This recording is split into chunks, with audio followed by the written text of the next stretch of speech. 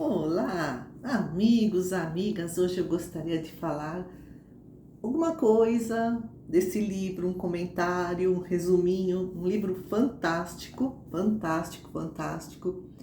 Introdução à Filosofia Espírita de José Herculano Pires. É um livro tão curtinho, mas preciosíssimo, cheio de reflexões, de conteúdos fantásticos. Então escreve o José Herculano Pires que o Allan Kardec partiu da pesquisa científica e elaborou a ciência espírita. A interpretação dos resultados da pesquisa científica deram origem à filosofia espírita. E a filosofia espírita permitiu que tirássemos conclusões morais, dando o conceito de religião espírita, que é diferente de instituição.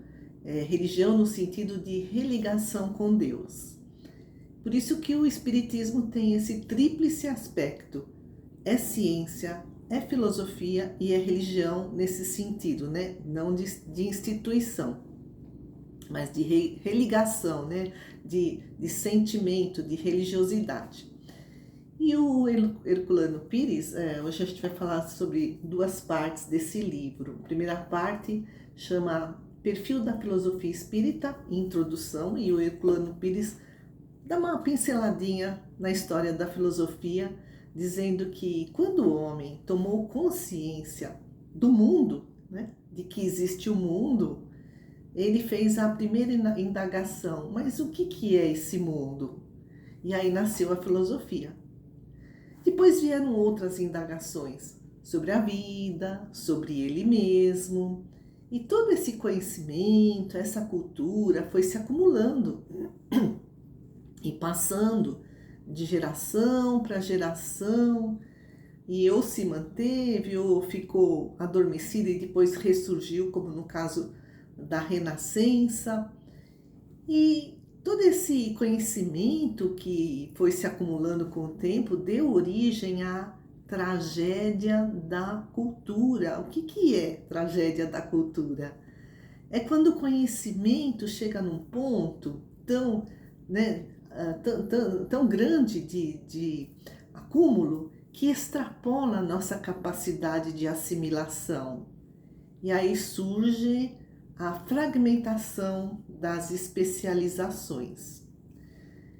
E também o Herculano Pires nos ensina que ao longo do tempo foram surgindo os ciclos.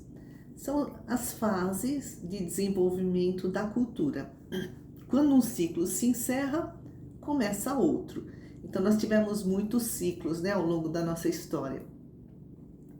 A civilização agrária, depois surgiram as civilizações orientais, depois a civilização greco-romana, e depois surgiram duas civilizações: na Ásia, a judaica, e na Europa, a celta.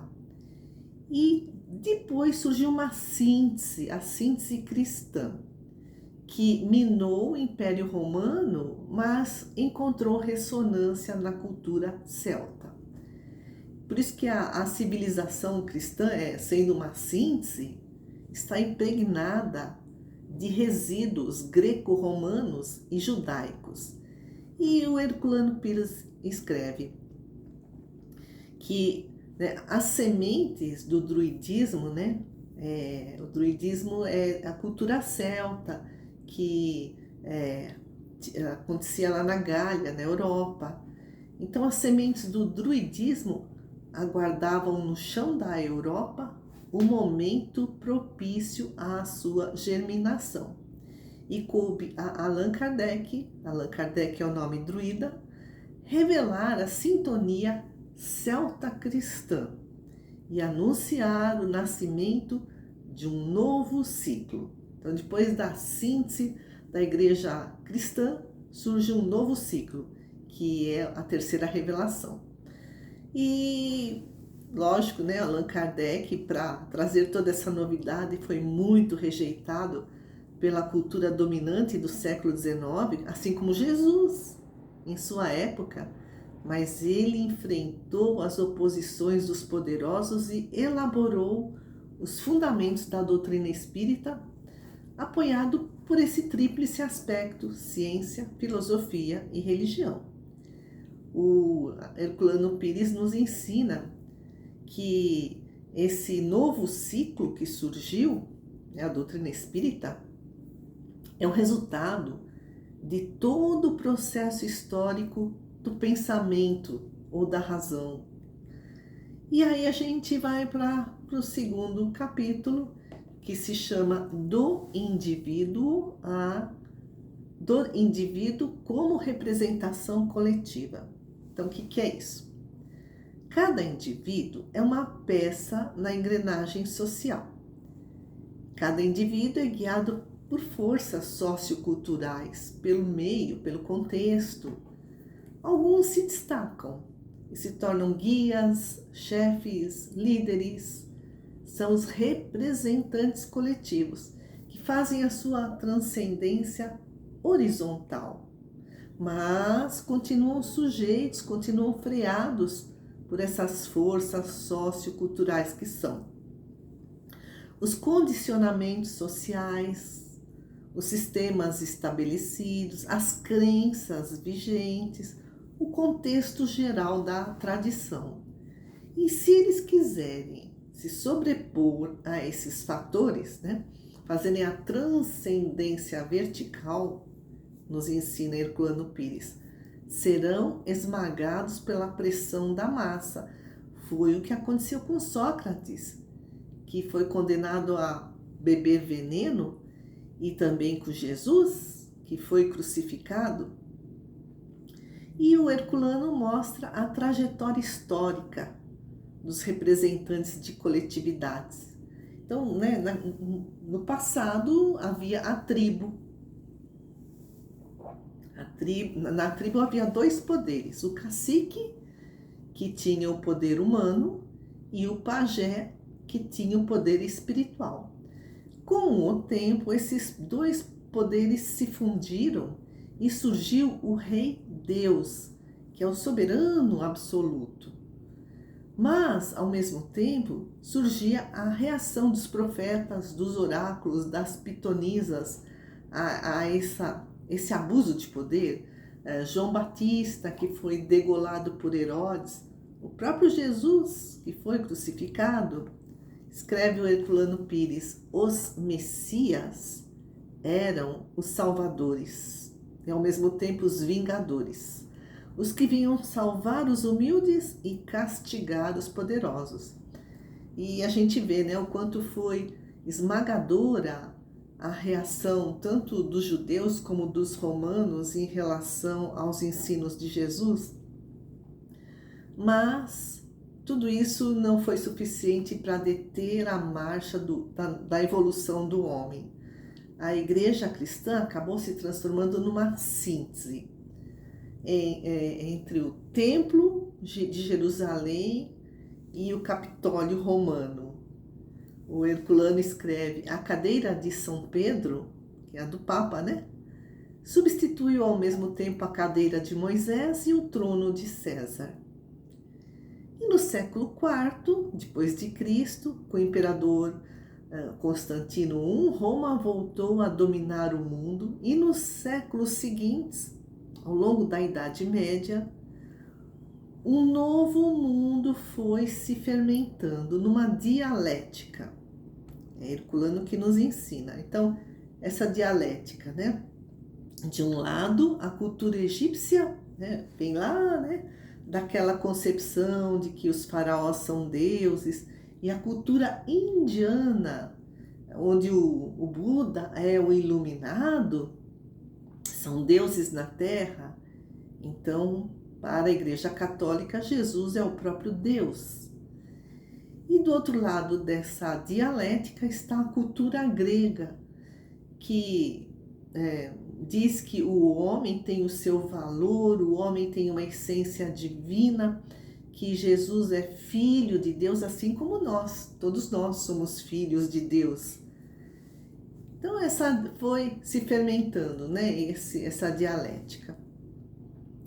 Até que em 1789 surge a Revolução Francesa, que proclamou a supremacia da razão sobre a fé, sobre o misticismo. Olha como vem vindo, né, a nossa história. E no século XIX, Allan Kardec se depara com dois tipos de revelação. A revelação científica, as pesquisas, né, da natureza, porque Allan Kardec usou um método científico para estudar a comunicação dos espíritos, e a revelação espiritual, então são os fenômenos paranormais, a comunicação dos espíritos. Por isso, a revelação é coletiva, não é mais individual. Antes eram os profetas, os messias, as escolas iniciáticas que traziam as revelações, mas hoje já não é mais assim. A verdade não pertence a ninguém, é um patrimônio comum ao alcance de todos. E o Herculano explica: no passado, os representantes de coletividade, eles eram incapazes de superar os condicionamentos do meio, todas aquelas forças, né, de freio. Mas no novo mundo, que surgiu dessa abertura cristã, dessa síntese entre a cultura grega e a cultura judaica, não há mais lugar para um indivíduo. O Espiritismo, esse novo ciclo, não é doutrina revelada por uma só pessoa ou por só um espírito. Allan Kardec só codificou, juntou as informações e organizou. Mas o Espiritismo foi revelado por uma equipe imensa do Espírito da Verdade. Por isso que se chama doutrina dos Espíritos. Não é do Espírito, é dos Espíritos. Também não é de Kardec. É doutrina dos Espíritos, que está aí à nossa disposição, né? Todas as obras básicas da codificação, né, foram organizadas por Allan Kardec, e outras obras que vieram a seguir pela mediunidade incrível de Chico Xavier, de Zilda Gama, Ivone do Amaral Pereira, Divaldo Pereira Franco, e não só por esses médiuns, mas por estudiosos, né? Tantos estudiosos da doutrina espírita. Então nós temos aí à disposição os livros, as aulas nos centros espíritas, e hoje com essa maravilhosa internet, as lives também. Então nós agradecemos a Jesus por todo o amparo que recebemos para a iluminação do nosso espírito, para o despertar da nossa consciência, e pedimos que a paz do Mestre se estenda por todo o nosso planeta. Que assim seja.